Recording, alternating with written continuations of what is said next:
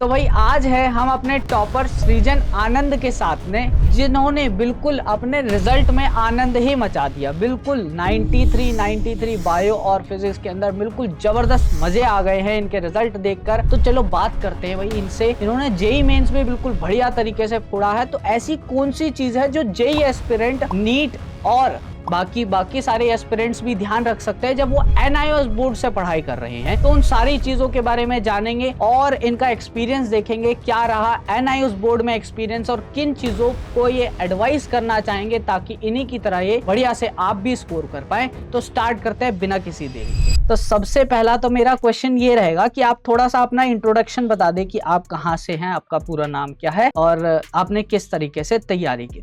मेरा नाम सृजन आनंद है और मैं झारखंड में धुरवा से बिलोंग करता हूँ। तो मैंने 11th में एक स्कूल में एडमिशन लिया था, रेगुलर स्कूल में। तो वहाँ मैं फेल तो नहीं हुआ, मैं 80+ % थे, लेकिन कुछ अनफॉर्चून सर्कमस्टेंसेस की वजह से मैंने फिर 12 में एनआईएस में ले लिया और फिर मैंने कुछ 6-7 मंथ्स जेई प्रिपरेशन अच्छे से की थी। और मैं चारों ही सब्जेक्ट पढ़ रहा था, फिजिक्स, केमिस्ट्री, मैथ और बायोलॉजी। मैथ में थोड़ा सा वीक था, लेकिन मैं जेई मेंस और एडवांस दोनों ही निकल गया। बहुत बढ़िया भाई, बहुत बढ़िया। जैसा कि आप जेई एस्पिरेंट हो, आपने जेई मेंस में भी फोड़ा, जेई एडवांस में भी फोड़ा। एक बार आप अपना स्कोर बता दीजिए ताकि बच्चों को पता चल जाए, ऐसे ही हलवा बच्चा नहीं है। जेई मेंस में मेरे 99.37 परसेंटाइल थे और जेई एडवांस में मेरी कैटेगरी रैंक की 6008 है। बहुत बढ़िया, बहुत बढ़िया, बहुत बढ़िया। तो अभी आप जा कौन से कॉलेज में रहे हैं, एक बार थोड़ा सा बता दीजिए। इलाहाबाद की आईटी ब्रांच में लूंगा। ठीक है। तो एक चीज जो बच्चों के दिमाग में बहुत सारी चीज आती है कि जब बच्चे एनआईओएस बोर्ड के बारे में सोचते हैं तो ये सोचते हैं कि ये कहीं पर वैलिड नहीं होगा या फिर पार्शियली वैलिड होगा। तो क्या आपको ऐसा कुछ एक्सपीरियंस देखने को मिला एनआईओएस बोर्ड से? नहीं, ऐसा तो कुछ एक्सपीरियंस नहीं रहा। रिजल्ट थोड़ा सा लेट आया था, लेकिन वो एक्सेप्ट हो गया। तो मेन चीज ये है, बहुत सारे बच्चे ना इस चीज में भटक जाते हैं कि एनआईओएस बोर्ड है, इसका सर्टिफिकेशन अलाउड नहीं है या ये चीज नहीं है। पूरी तरह से अलाउड है। मेरे ख्याल से आप इतने बढ़िया कॉलेज में जा रहे हैं, वहां पर सारी सर्टिफिकेशंस मान रहे हैं, तो हर जगह मानेंगे ही मानेंगे। आपने जैसा कि बताया कि आपने पहले 11th क्लास किसी स्कूल से करा था और उसके बाद में आपने शिफ्ट करा टू एनआईओएस बोर्ड। तो आपको एनआईओएस बोर्ड में कोई चीज अच्छी लगी, कन्वीनियंट लगी या फिर कोई चीज कमी लगी? तो मैं एक बार उस बारे में जानना चाहूँ।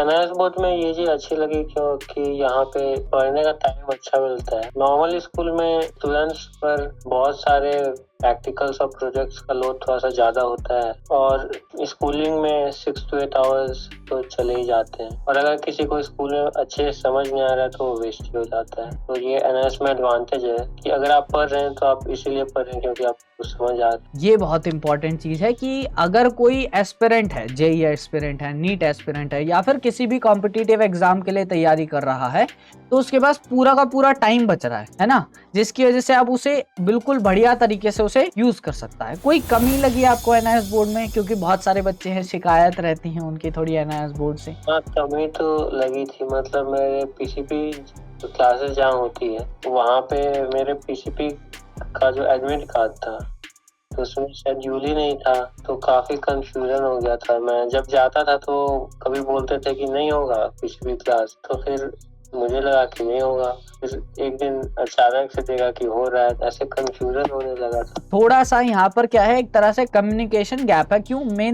मेन बात क्या आती है कि भाई जब कोई बच्चा स्कूल से कर रहा होता है तो उसे क्या होता है, रेगुलर स्कूल जाना होता है। एक दिन इन्फॉर्मेशन अगर बाय चांस उससे छूट जाएगी, अगले दिन स्कूल जाएगा, अगले दिन बता दी जाएगी। जब एनआईओएस बोर्ड में होता है बच्चा तो उसे अपडेट्स का पता नहीं रहता। तो उसके लिए मेरे ख्याल से अगर आपको अपडेट्स में हमारे चैनल से कुछ हेल्प मिली हो, कोई ऐसा रहा हो कि भाई सारी चीजें आपको पता चल रही हो। काफी अपडेट्स में आपके चैनल से काफी हेल्प मिली। जो भी एग्जाम फीस होती है सारे मैं टाइम से दे दिया था। आपके चैनल पे सारे नोटिफिकेशंस आ जाते हैं, तो जो भी स्टूडेंट्स के डाउट होते हैं वो तो आपके चैनल से काफी अच्छे से मेरे भी क्लियर हो गए। तो वो मैं एक एडवाइस देना चाहूंगा स्टूडेंट्स को कि वो अपने स्टडी सेंटर पे हर वीक कम से कम 2 बार तो एक बार विजिट कर ले अगर कोई अपडेट्स हो तो। क्योंकि वो लोग बताते नहीं है क्लियरली, कभी कभी जो एडमिट का कभी कभी पीसीपी की नोटिफिकेशंस तो देनी होती है, नोटिफिकेशंस और शेड्यूल, लेकिन काफी सारे सेंटर्स देते नहीं है। तो वो चीज है कि भाई एक कम्युनिकेशन गैप ना ही रहे, तो उसके लिए आपको क्या करना है, बीच बीच में आपको जाते रहना है अपने स्टडी सेंटर पे, ताकि आपको सारी चीजों का बिल्कुल पता रहे कि वहाँ क्या चल रहा है। सर एक और बात, जब आप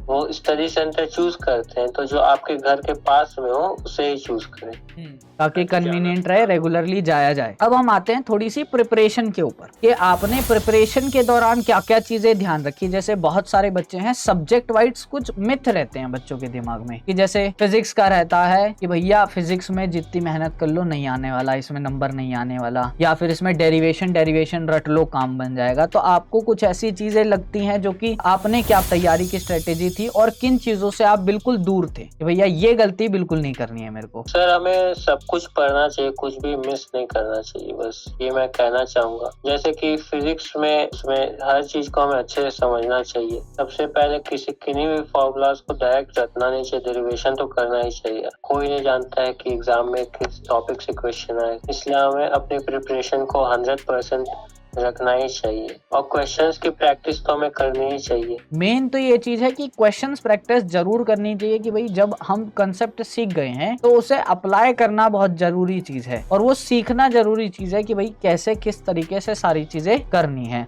और मेरी ख्याल से आपने वो बहुत अच्छे से करी है, जिस वजह से आपके रिजल्ट में और आपके जेईई मेंस के और एडवांस के रिजल्ट में भी ये चीज निखर के आई है। आपको एक चीज वो होती है कि बच्चे शॉर्ट नोट्स बनाते हैं, आपने कुछ ऐसी ट्रिक्स वगैरह कुछ चीजें यूज करी थी या आप बिल्कुल कन्वेंशनल मेथड पे चलते थे? नोट्स तो मैंने नहीं बनाए थे, कुछ चैनल्स का यूज करता था रिवीजन के लिए, जेईई मेंस के लिए। और अगर हम बात करें केमिस्ट्री की, तो केमिस्ट्री में क्या चीजें थी? केमिस्ट्री सर मैंने केमिस्ट्री में जेईई मेंस के प्रीवियस क्वेश्चंस किए थे। एक्चुअल मैंने जेईई की प्रिपरेशन 6 मंथ्स में की है अच्छे से, लास्ट के 6 मंथ्स, क्योंकि एनआईएस में मैं अभी थोड़ा सा लेट ही एडमिशन लिया था, तो इसलिए मैं इन शॉर्ट फॉर्म चैनल्स की हेल्प ली ताकि मेरी प्रिपरेशन जल्दी हो सके। एनआईएस की प्रिपरेशन किस तरह से की आपने? सर जब मेरे जेईई मेंस के जनरल अटेम्प्ट में ही अच्छे मार्क्स आ गए थे, तो उसके बाद मैंने जब अप्रैल अटेम्प्ट दे दिया तो उसके बाद मैंने जेईई एडवांस की प्रिपरेशन में बहुत ज्यादा फोकस नहीं किया था, मैंने एनआईएस पे ज्यादा फोकस किया कि कहीं एलिजिबिलिटी क्राइटेरिया के साथ में खतरा नहीं लेना है। अंदर से एक डर भी था कि अगर 75% अगर मेरे नहीं आए तो एलिजिबिलिटी क्राइटेरिया मैच नहीं होगी, इसलिए मैंने एनआईएस की प्रिपरेशन पे काफी ज्यादा फोकस किया और एनआईएस की प्रिपरेशन की थी ऑलमोस्ट 1 मंथ। तो उसके लिए क्या रिसोर्सेज आपने फॉलो किए थे? सबसे पहले तो मेरे को ज्यादा चीजें आती ही थी, कंसेप्ट तो आपके क्लियर थे पहले ही, लेकिन एनआईएस में जैसे कि कुछ एक्स्ट्रा चीजें हमें करनी होती है। फॉर एग्जांपल अगर मैं मैथ्स में मैट्रिसेस एंड डिटर्मिनेंट्स एक चैप्टर की बात करूं तो उसमें ट्रांसफॉर्मेशन से हमें इनवर्स निकालना होता है, तो ये जेईई में नहीं है लेकिन एनआईएस में, तो ऐसे कुछ स्पेसिफिक टॉपिक्स मैंने पिक कर लिए। डेफिनेशंस पे मैंने फोकस किया था, फिजिक्स में स्पेशली, केमिस्ट्री में तो मैं अपने वर्ड्स में लिख लिया। मेन चीज ये है कि जो जेईई मेंस वाला बच्चा होता है उसके कंसेप्ट्स तो क्लियर होते हैं, उसे थोड़ा सा ये देखने की जरूरत है कि एनआईएस बोर्ड में किस तरह के क्वेश्चन आ रहे हैं और किस तरह के कंसेप्ट। कोई ऐसा तो नहीं है कोई टॉपिक जो है डिफरेंस है सिलेबस में, क्योंकि माइनर सा डिफरेंस है, मेजरली आपका सिलेबस सेम है पर माइनर सा डिफरेंस है। एक तो डिफरेंस वो टीएमए सेक्शन वाला है कि टीएमए सेक्शन जो है पीई वाले बच्चे नहीं करते हैं, और दूसरा डिफरेंस ये आता है कुछ चैप्टर्स में भी कुछ टॉपिक जुड़े हुए हैं, तो वो चीज़ हो गया।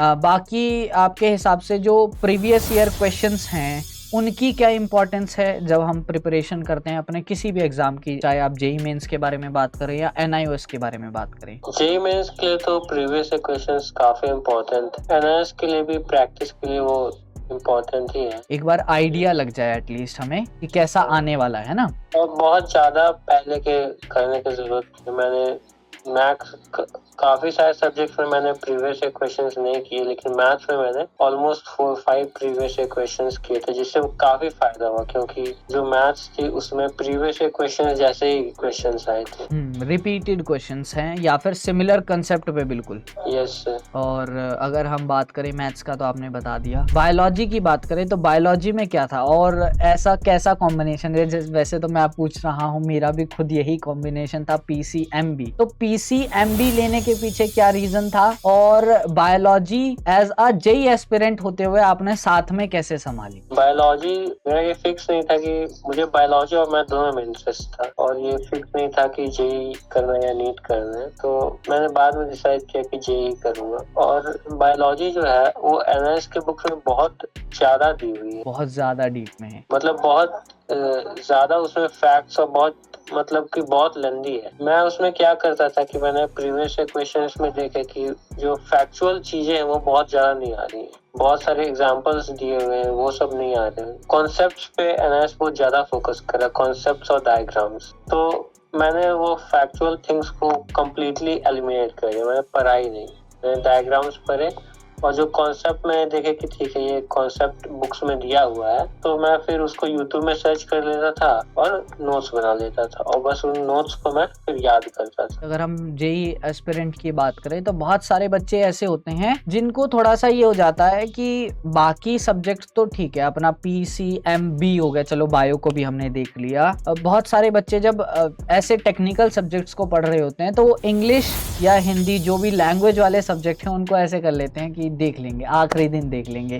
तो ऐसा कुछ आपने किया या फिर आपने कुछ चीजें करने से बिल्कुल पहले ही सोच लिया कि भैया ये गलती बिल्कुल नहीं करनी है, तो ऐसा कुछ था तो बताइए। तो इंग्लिश जो है उसको मैंने 10 डेज पहले से पढ़ना स्टार्ट कर दिया था। इंग्लिश में भी मैंने previous questions almost 2 paper solve किए थे, बस इंग्लिश में किए थे और मैथ में किए थे, क्योंकि मुझे कहीं ना कहीं केमिस्ट्री और फिजिक्स में कॉन्फिडेंस था कि इसमें मतलब जो भी आएगा अपने वर्ड्स में तो लिख ही लूंगा। इंग्लिश में मैंने प्रीवियस क्वेश्चंस प्रैक्टिस किए और जो चैप्टर्स थे उनको वापस से ऑलमोस्ट हर चैप्टर को मैंने 2 बार पढ़ा था, तो बस इससे हो गया। और जो इन टेक्स्ट क्वेश्चंस हैं, फॉर्मूला एक्सरसाइज के क्वेश्चंस हैं, उनको मैंने लिख कर तो नहीं किया, लेकिन सबके मैंने आंसर्स एक बार वर्बली बोल लिए थे एग्जाम में जाने से पहले। बाकी स्टोरी तो मैंने 2 बार पढ़ी थी सारी अच्छे से।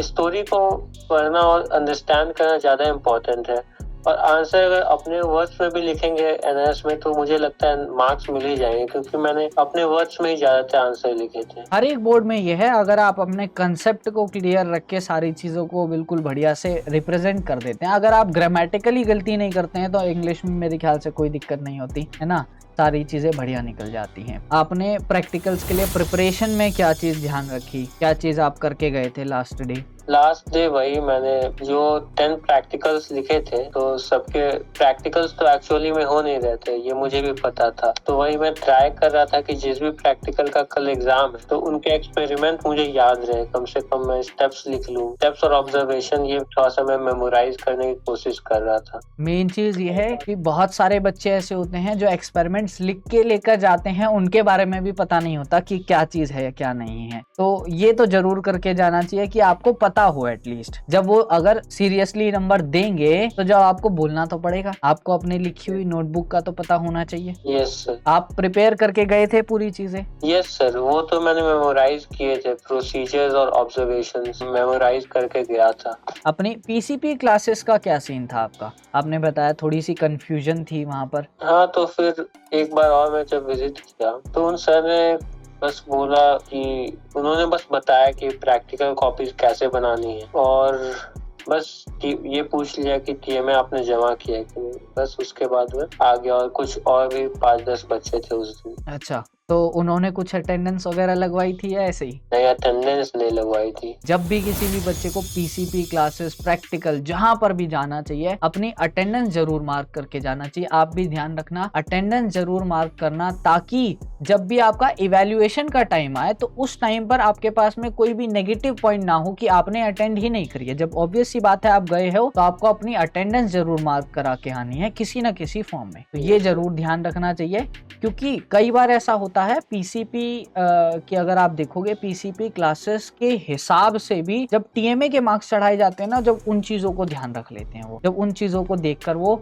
इन टोटल सारी चीजों के मार्क्स लगाते हैं, तो उसमें भी थोड़ी सी वो ध्यान रखते हैं इन चीजों का। अब आते हैं हम अगली चीज पे कि जैसे हमने मैराथन क्लासेस चलाई थी, आपने मैराथन क्लासेस वगैरह अटेंड करी थी कुछ क्लास, ताकि आपको पता चल जाए हाँ किस तरह के आ रहे हैं क्वेश्चंस? सर क्वेश्चंस सबसे पहले तो सर कॉन्सेप्ट्स क्लियर होना जरूरी है। फिर सर क्वेश्चंस तो ज्यादा थ्योरेटिकल ही आते हैं, तो अगर थ्योरी हमें पता है तो वो हम लिख ही लेंगे। अगर क्वेश्चंस की प्रैक्टिस हम नहीं करते हैं, जो जैसे थ्योरेटिकल सब्जेक्ट्स है, एग्जांपल बायोलॉजी हो गया, तो अगर हमें कॉन्सेप्ट्स पता है और अगर हम क्वेश्चंस की प्रैक्टिस नहीं भी करते हैं तो मुझे लगता है कि हम लोग एग्जाम में फिर भी लिख लेंगे आंसर्स। थोड़ा सा उन बच्चों के लिए दिक्कत वाली बात है जो प्रेजेंटेशन में थोड़ा सा अटक जाते हैं या क्वेश्चन का मीनिंग समझने में अटक जाते हैं। नहीं तो मेरे ख्याल से कंसेप्ट अगर क्लियर हो तो वो तो है ही, एक बार हमने कंसेप्ट क्लियर कर लिया तो जिस भी तरह का क्वेश्चन आएगा उस तरह का हम अटेम्प्ट कर पाए। अब हम लास्ट चीज के ऊपर आते हैं कि जब आप एग्जाम देने गए तो आपका मोड ऑफ एक्शन क्या था, कि आपने क्या क्या चीजों का ध्यान रखा, आपका वर्किंग फिनोमिना क्या था, कि आपने पहली कौन सी चीजें ध्यान रखी, फिर क्या अटेम्प्ट किया? सर मैंने नीटनेस का थोड़ा ध्यान रखा था कि राइटिंग समझ आनी चाहिए मेरी, और मैंने जो भी क्वेश्चंस थे सबको सीक्वेंशियल ऑर्डर में अटेम्प्ट किया, यानी ऐसा नहीं किया कि किसी आगे वाले क्वेश्चन का आंसर पीछे मैंने आंसर किया, और जो क्वेश्चंस मुझे नहीं आते थे उनको मैंने लीव कर दिया। यूजुअली कुछ एमसीक्यूज थे जो मुझे नहीं आते थे, ताकि एग्जामिनर पे कोई नेगेटिव इम्पैक्ट नहीं पड़े कि ये तुक्का लगा रहा है, ऐसा कुछ। जो मुझे आता था वो मैंने अच्छे से अटेम्प्ट किया। और बायोलॉजी में जो डायग्राम्स थे वो मैंने नीटली बनाए पेंसिल से। और जहाँ तक फिजिक्स की बात है तो फिजिक्स में मैंने भी सारी चीजें नीटली की। मैं एक और बात कहना चाहूंगा कि बहुत ज्यादा हमें लंबे आंसर्स नहीं लिखने चाहिए। टू दी पॉइंट, साइंस का मतलब ये है बिल्कुल जो पूछा है वही। मैथ में मैं थोड़ा सा ज्यादा लंबे आंसर लिख रहा था, जैसे कि गिवन टू प्रूव ऐसे कर रहा था, तो लास्ट में जाके मेरा पेज ही खत्म हो गया। इसलिए फिर मैंने ऐसा आगे ध्यान रखा कि ऐसा फिर नहीं करना है, तो फिर मेरे पेजेस 4-5 से ज्यादा ही, मतलब इतने बच ही जा रहे थे मेरे पेजेस। मतलब ऐसा भी ना हो कि आप इतनी लंबे आंसर लिख रहे हैं कि लास्ट में आपके कुछ बच ही जाए, आप लिख ही ना पाए, वो पूरा कंप्लीट ही ना कर पाए। जैसे कुछ बच्चे हैं जो एमसीक्यूज को लास्ट में अटेम्प्ट करते हैं, ऐसा कुछ आपने सोचा? नहीं, मैंने ऐसा नहीं सोचा, क्योंकि एमसीक्यूज में तो काफी कम टाइम लगता है। तो आपको कुछ आदत भी है जेईई मेंस की वजह से एमसीक्यू तो धड़ धड़ कर देने हैं अपना। एक चीज ये है कि बहुत सारे बच्चों को क्या लगता है भाई NIOS में कि आपके क्वेश्चंस जो हैं बुक्स से थोड़े आगे पीछे निकल कर आ जाते हैं, या फिर पेपर देते हैं तो एक ही दम से बहुत लेंदी पेपर देते हैं। तो आपको ऐसा कुछ लगा? लेंदी, हाँ लेंदी तो थोड़ा सा मुझे मैथ्स का पेपर लगा था। अच्छा, मैथ्स का। अच्छा, और बाकी मैथ्स भी मेरे ठीक ही गए, और बाकी तो मुझे नॉर्मल लगा। मेरे टाइम बच ही गए थे, ऑलमोस्ट 20 मिनट से ज्यादा ही बचे थे ज्यादातर पेपर में। और मैंने चेक किया था, जो भी टाइम बचा था उसमें मैंने चेक किया था, और कुछ अगर स्पेलिंग एरर्स हो गए या कुछ क्वेश्चंस उनको समझने में मुझसे मिस्टेक हो गई थी तो उन्हें भी मैंने सही कर लिया था। इसलिए चेकिंग करना भी, जो भी टाइम आपके पास बचे उसमें अपने आंसर शीट को रिचेक करना भी काफी इम्पोर्टेंट है। मतलब मेरे हिसाब से अगर मैं आपकी समराइज करूं तो एक सबसे इम्पोर्टेंट चीज आपने ध्यान दिया कि प्रेजेंटेशन बढ़िया हो, मेरे सारे आंसर्स जो हैं सीक्वेंस में हो, मैं तुक्केबाजी वाला काम ना करूं, ऐसा ना लगे कि भाई जबरदस्ती बस कोशिश कर रहा है कि नंबर आ जाए, है ना, वो चीज ना हो।